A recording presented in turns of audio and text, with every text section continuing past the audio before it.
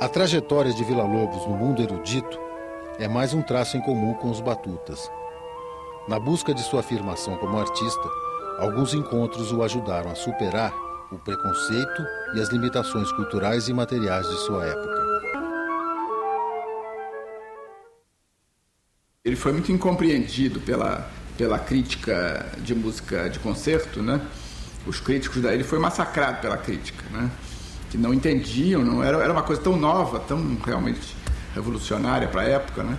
Você tinha os salões, né? Os salões, por exemplo, da Laurinda Santos Lobo, onde as pessoas se reuniam para fazer música, para conversar, para ler poesia, não é?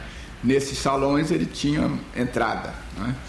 Mas em termos de música de concerto, vida de concerto, era sempre a paulada da crítica, né? Estava muito adiante do seu tempo. Tanto que muitas vezes ele não era aceitado, porque diziam que ele escrevia coisas complicadas. As pessoas não tinham ainda naquela época entendimento para conviver com aquela sonoridade. Ele não foi um compositor acadêmico, né? Ele não se ateve às formas tradicionais de todas as formas tradicionais da música de concerto da sua época, né?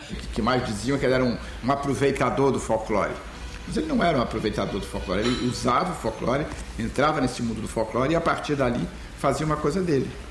A estatura dele como compositor foi revelada por ele mesmo, conscientemente, quando ele foi a Paris em 1920. Ele foi buscar orquestras que pudessem tocar a obra dele, porque nós não tínhamos nenhuma orquestra, aquela obra estava lá na frente. Não dava para nenhuma orquestra brasileira encarar uma obra daquela, porque ele preparou essa viagem, ele teve o apoio financeiro da família Guinle.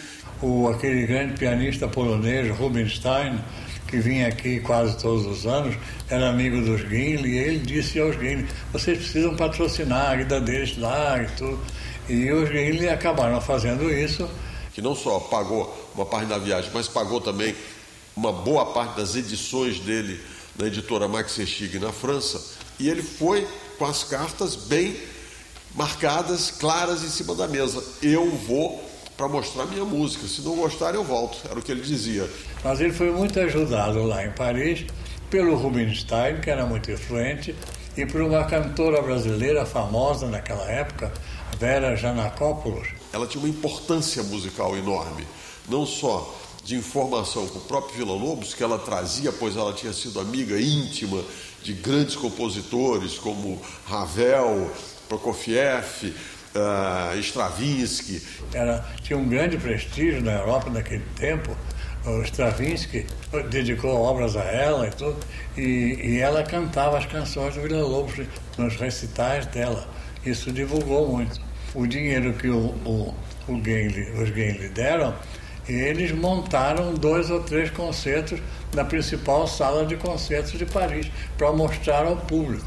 E ele realmente fez relações com o que havia de melhor. Era o Stravinsky e a casa dele, Prokofiev e tudo. Era a nata lá de Paris que se rendeu a ele. São grandes personalidades musicais, e os compositores com quem ele frequentou na França, eles vão multiplicando a imagem do Villa-Lobos, eles vão informando, tem um cara aí fora de série. E foi lá que ele realmente se firmou e ficou conhecido e admirado. Ele se lança internacionalmente via Paris, ele viaja para outros lugares, mas a França é o referencial de Villa-Lobos. E quando ele voltou, Manuel Bandeira disse dele, quem volta de Paris vem cheio de Paris, Villa-Lobos vem cheio de Villa-Lobos. Nos anos 30 e 40, Villa-Lobos lidera a execução do único projeto de educação musical que o Brasil conheceu e organiza grandes concentrações cívicas que chegam a reunir 40 mil vozes. Ele, independente de ideologias políticas, ele organizou um grande projeto de educação musical. A maneira mais barata de se fazer música na escola, você não precisa de verba para comprar a voz, porque a voz, o instrumento musical é o próprio corpo. Então, vamos ensinar a criança a cantar na escola e vamos desenvolver nela o gosto musical. Para fazer esse projeto, ele precisava de recursos humanos que não havia. Então, ele imediatamente criou uma superintendência de educação musical e artística e, em seguida, criou o Conservatório Nacional de Canto Orfeônico, que era a preparação de professores. Isso tinha que ser rápido, não podia perder tempo.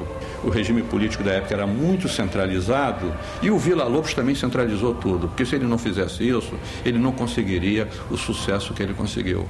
O Villa-Lobos, em 1945, ele teve a ideia de criar uma instituição que reunisse personalidades importantes do meio musical brasileiro, seja da área de interpretação, seja da área de composição ou da área de musicologia. O modelo que ele seguiu foi a Academia de França e também da Academia Brasileira de Letras, que, afinal de contas, segue também o modelo da Academia de França. Para ele foi muito importante a primeira viagem à Europa, a segunda viagem à Europa, e depois a vida dele em Nova York, né? Que foram os lugares que deram a ele o reconhecimento de que ele precisava. E mesmo assim ele continuou sendo combatido aqui dentro.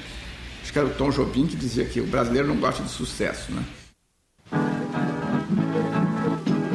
Em 1987, nas comemorações do centenário de Villa-Lobos, o Museu Villa-Lobos, no Rio de Janeiro, relançou os 17 fonogramas da coleção Native Brazilian Music.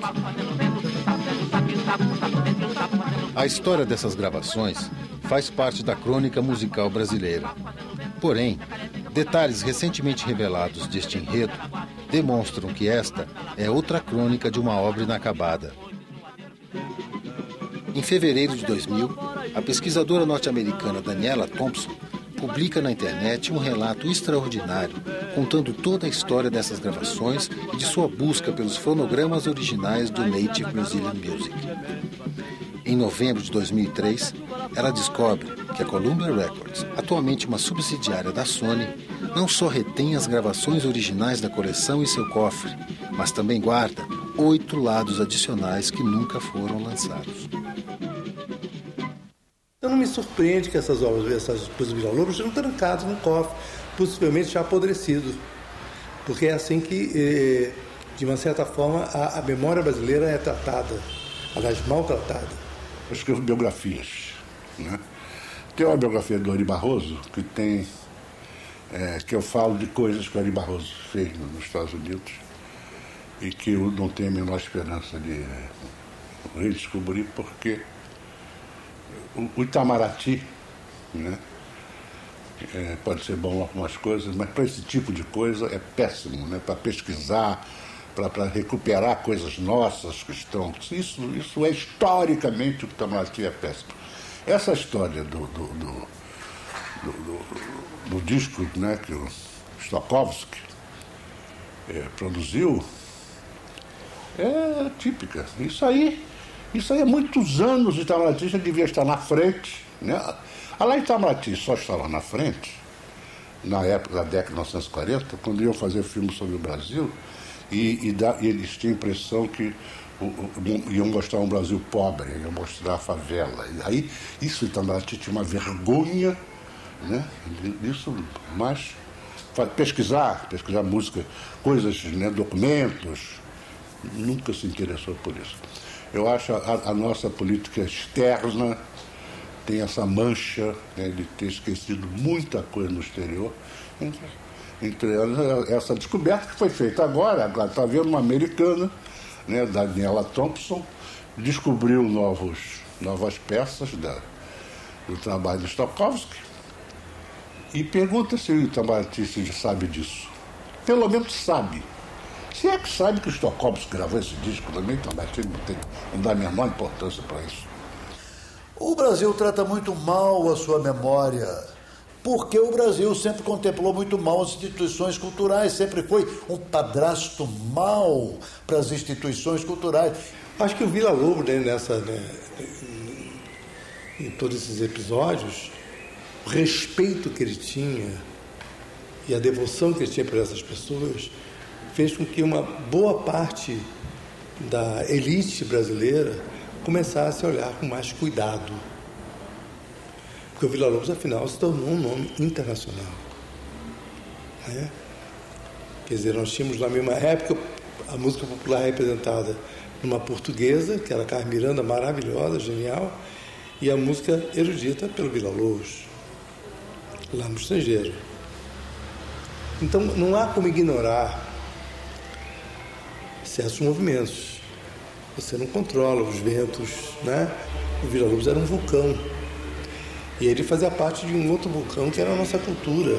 Ela é vulcânica. Ela é muito forte. Nem o governo do Brasil, nem qualquer outra entidade brasileira fez algum esforço para recuperar as gravações originais. Ironicamente, em 2006, a Biblioteca do Congresso Americano incluiu esta coleção entre as gravações mais importantes de seu Registro Nacional de Gravações, por sua relevância cultural, histórica e estética.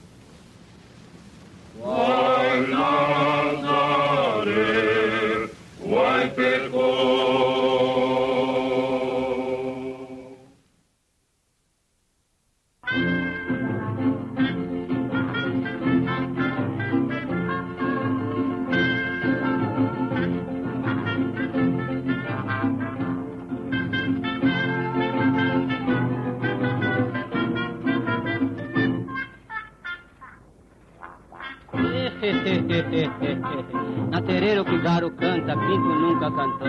Exu, ei, dá licença, Exu, e vou vá pra você. Ó, vida no toco de um gaio só. Ó, vida no toco de um gaio só. Vida no toco, vida no gaio, segura a mucamba, senão eu caio. Ó, vida no toco de um gaio só. Ó, vida no toco de um gaio só. Marimbondo pequenino, boto fogo na paió. Ó, vida no toco de um gaio só. Ó, vida no toco de um gaio só. Cachimbo de pai benito e tocalunga, tá lá no gongá. Ó, vida no toco de um gaio só. Ó, vida no toco de um gaio só. Pisa no toco, pisa no gaio, segura a mucamba, senão eu caio.